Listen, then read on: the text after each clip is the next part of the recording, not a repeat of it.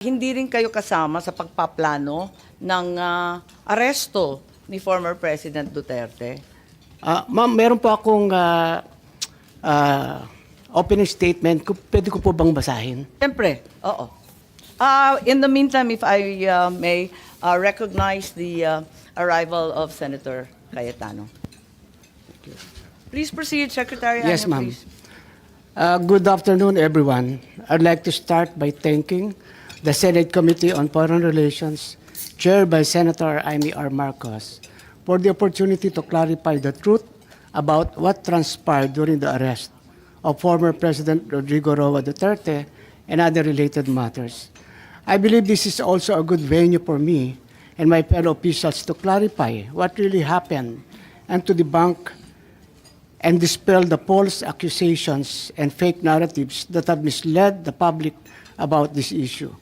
As government officials, it is our duty to be truthful and to assure the public that our actions were proper and in accordance with the law.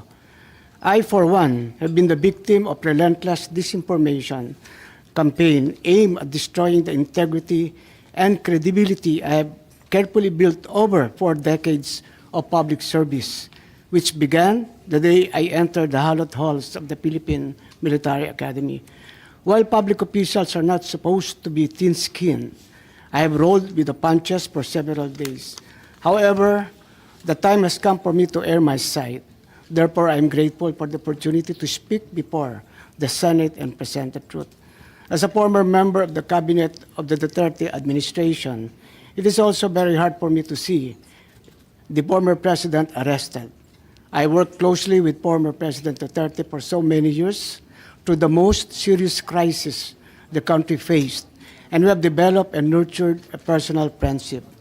He trusted and respected me in the same way I trusted and respected him, even after our terms ended in 2022. I retired from public service when former President Duterte ended his term. However, the repeated calls for public service came again, and 6 months after my retirement, I was appointed by President Ferdinand Marcos Jr. to be his national security advisor. I saw my appointment as a continuation of my service to the Filipino people across different administrations. As a soldier, my loyalty has always been to the Constitution and the chain of command. This has always been my principle when I served as the Commanding General of the Philippine Army under President Noong Aquino, then as AP Chief of Staff, and later as Secretary of the Department of Interior and Local Government under President Duterte, and now as National Security Advisor under President Marcos Jr. In its position, I have held under several administrations. I have never played politics. I do not have a political agenda, nor do I have or will I ever have political ambitions. I uphold the same principle in my role as National Security Advisor and Director General of the National Security Council. Thus, I'd like to state for the record that my role was limited to the mandate of my office to assess that the situation does not escalate into a national security concern. The implementation of the ICC warrant is beyond my mandate, and I had no part in it. And may I also state for the record that I am not aware of any core group, nor am I a member of such group that allegedly planned and prepared for the arrest of former President Duterte. In fact, it was only on Tuesday morning, March 11, 2025, that I learned that there was already an Interpol red notice and that the ICC warrant of arrest would be served. There was also no intelligence operation. The former president's presence in Hong Kong, as well as his return to the country, was a public knowledge since it was heavily reported in both mainstream and social media. It is utterly unacceptable and unfair that my name is being dragged into an alleged grand conspiracy. I firmly deny any allegations of a grand conspiracy. In fact, the events in March 11 were spontaneous. As National Security Advisor, I was merely doing my job. However, I face all these accusations against my honor and integrity with firm resolve, knowing that I am on the side of the truth, and I was simply doing what I had to do. And in doing so, I upheld the truth, justice, and the rule of the law. Again, my loyalty is always to the country, to the Constitution, and not to any person. Thank you, Madam Chair. Salamat, Secretary Ed. Subalit sa kabila nito, nagsalita po ang ating mahal na Secretary Jonvic na ang nagplano po rito, o yung pagkaintindi namin, ang nagplano ay kayo. I would like Secretary to answer that. Anyo, Secretary Gibo Chodoro, at ang pinangalan, ang Chief PNP, General Marbil. Parang apat yung pinangalanan sa isang interview ng ating Secretary ng DILG. Can I answer that, ma'am? Yes, please, you're recognized. The question was, who planned this? I did not state in any way who planned it. The meeting was of executive privilege. It is a conversation between the president and the ones I mentioned. There was. So what exactly did you say? Ano sinabi po ninyo? They Ang asked me- pagkaintindi namin, itong apat na pinangalanan, ang siyang nagplano. Kasi Ma'am, we're already invoking namin. executive privilege in this matter. Yes. We're invoking executive privilege in this Yes, matter. that's fine, but it's Yes. in the interview and it's Yes, ma'am. public. It goes as far as the interview, ma'am. Yes, ma'am. That's Yes, it. I'd like to understand. I think your brother was trying I to did not explain state in any what he way. said in the interview, and I'm happy They to asked hear me it. if I planned it. I said it was not me. There were other people in the room, but we did not discuss any plans of any arrest. Saan nanggaling yung mga pangalan na ito? Ma'am, that again is executive privilege. Ma'am, let Pero me explain, ma'am. nandun- Let me nandun explain sa first, ma'am. interview po eh. Yes, yes, Ang ma'am. liwanag Let eh. me explain first, ma'am. We were discussing rumors of an impending arrival Parang based on. hindi yung ganun ang dating sa amin eh. Ang that pagkaintindi is namin, the whole apat ang truth, nagplano. ma'am. That is we were discussing rumors. Go ahead, ma'am. Patugtog na lang natin para maintindihan ha. What was and who was really on top of this? Kayo ho ba? Because during the press conference of the president, it was you and the president. Yes. So ikaw ho ba nagplano ng lahat ng ito? Hindi naman, hindi naman. It was a group effort. Secretary Chidoro was there, Secretary Anyo was there too, and the president and I.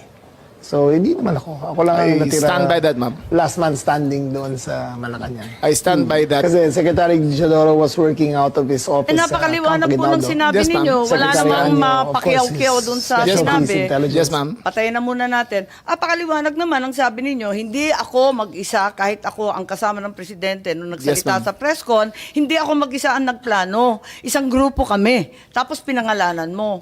No, ma'am. Sinabi ninyo eh. I state, ma'am, again, executive privilege. But, ma'am, Walang executive privilege kasi binunyag na I ninyo sa must TV. state it very clear, as I stated very clear, that there was no mastermind. We were discussing mainly about what the president's statements were in Hong Kong, and it was based all on that statement, ma'am. Sinabi ninyo na hindi kayo mag-isa na nagplano, kundi isang There was no grupo. planning, ma'am. Pero yun ang sabi eh. I said, hindi ako nagplano. Marami May kaming- isang grupo na Ang nagplano. we were all talking about a rumor, ma'am, and that was all. Rumor lang yon. Yes, ma'am. Group effort ang sabi mo eh. Ang tanong niya kung ikaw ang nagplano, tapos sabi mo, There was no hindi, planning, group ma'am. effort. There was no planning, ma'am.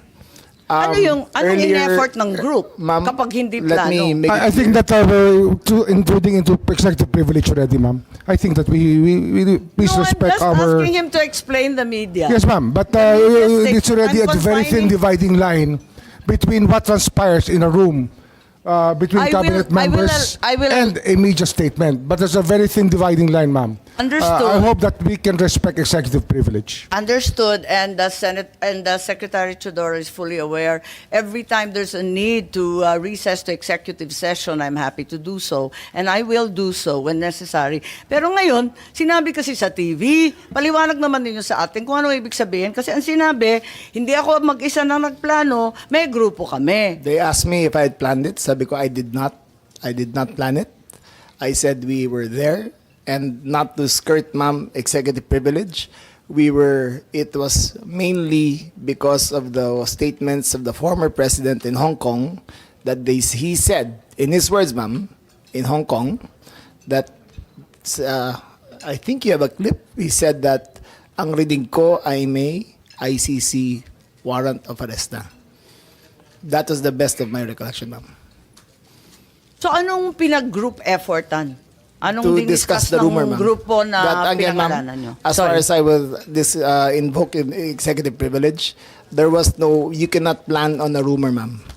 Kaya nagtataka So, ako, again, bakit ma'am, group effort? Chismis lang naman yun. Chismis nga. Ayun Kaya nga nga, yun. kung chismis, bakit mag-group effort pa? Tapos pinangalanan mo Ma'am, pa lahat na maraming nagpag-group marites sa effort. mundo to, ma'am. It was, Dabis naman yung marites, dami-daming it marites was a sa amin. discussion of a rumor based on the statement of the president in Hong Kong.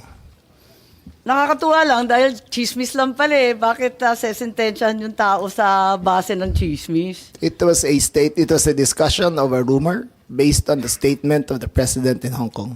So you deny that you're part and parcel of the planning and that the other persons you named, hindi rin sila kasali dun sa pagpaplano? Again, ma'am, we were discussing the statement of the former president while he was in Hong Kong, that he said that he said, in his words, ang reading ko ay may warrant of arrest na ako. So that was the only basis of the conversation, ma'am. So ito yung group effort ninyo. Yes, ma'am. Pinagtulong-tulungan ninyo yung isang bahagyang chismis. It was, ma'am, all of that is, again, the statement of the former president, not ours. Okay, so walang kinalaman to. Pero para lamang sa kaprasong chismis, magtitipon-tipon pa yung mga sekretary ng gabinete. Nakakatuwa naman. Call it what you may, ma'am. Walang magawa.